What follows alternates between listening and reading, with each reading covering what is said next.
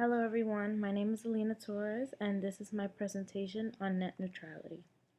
So before seeing the pros and cons of net neutrality, it is important to understand what net neutrality actually is. Net neutrality is the principle that internet services providers should enable access to all content and applications regardless of the source, and without favoring or blocking particular products or websites. So this has been a very big controversial issue in today's society. So now to understand net neutrality, it is important to look at what the positives are and why people want net neutrality. The first is that the internet is a utility and should be treated like one. This basically means that the internet is essential for businesses and becoming essential for individuals. If it is not treated like a utility, large corporations who can afford to pay more for their internet service will suck up all the bandwidth. The recently adopted rules show that the ISPs to block illegal content, so that is not an issue. It seems that most people are opposed to net neutrality are opposed because they think the idea came out of the Obama administration. Now, this is an opinion, but this is something that I got from one of the readings that's listed in my sources. Now, the second is that internet access is very much like electricity and a telephone service. So like I mentioned before, it is a utility. So it's something that you pay for and everybody gets the same thing. Many feel as though they don't want to be able to choose what provider they get their internet from. And they don't want their access dictated by a corporation that only answers to their shareholders. They don't want a company limiting or controlling the content that they are allowed to travel on the network and such. Now, another reason why people want net neutrality is that they believe that the internet doesn't belong to corporations. The FCC not supporting net neutrality would be a step further in taking the internet out of the hands of the people and putting it in the hands of the corporations.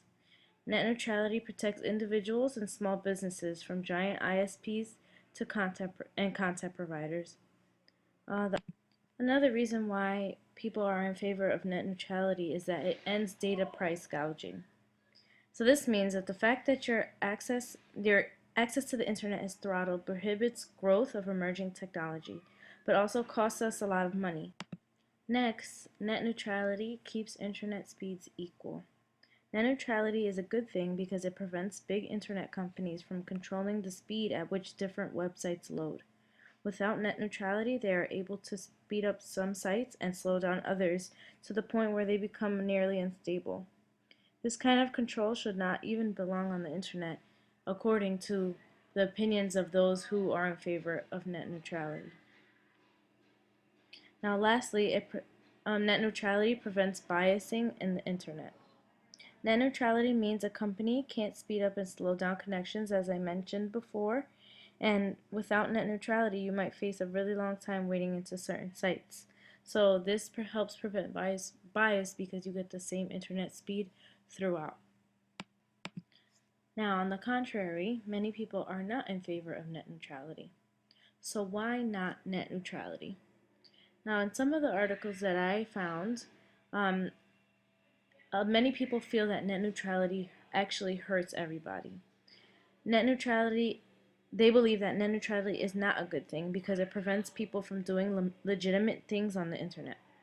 Most people think net neutrality is simply a way of making sure that the internet is not censored. Rather, internet neutrality is a way of allowing internet providers to filter content that they think is illegal or slow down the content that they think is taking up too much space. So many believe that this is a proper use of network administration. So next, reasons why some are not in favor of net neutrality is because they believe that they should pay for good quality internet. Basically, if the concept was created where you were allowed to choose which kind of internet and pay for a certain quality, you would receive that quality, and those who pay more deserve better, and those who pay less don't deserve as good quality. Next, many believe that this is a bad marriage of government and internet.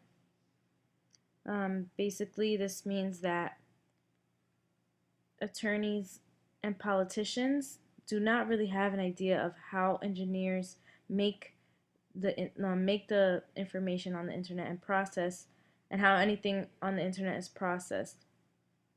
Nor do they have a clue about how best to prevent the daily attempts to spread spam, malware, viruses, or anything that is seen on the internet that is malicious. So basically, that they don't feel that they should have a say in how the internet is controlled. Lastly, many believe that forcing a one-size-fits-all solution on the internet stifles innovation by blocking some of the companies from turning new ideas or business models into successful products. So basically, it seems that this is a bad idea for the same reason that, well, one of the examples in the readings was saying that only having vanilla ice cream for sale is a bad idea. Some people want it and are willing to pay for it, and some people are willing to pay for something different. So basically, forcing that one size fits all solution on the internet stifles innovation by blocking the amount of money and the revenue that other companies can make and what products are created. So different internet packages could be created and could potentially make them a lot of money instead of having one basic package for everyone. So here are my sources, and I hope you guys enjoyed my presentation. Thank you.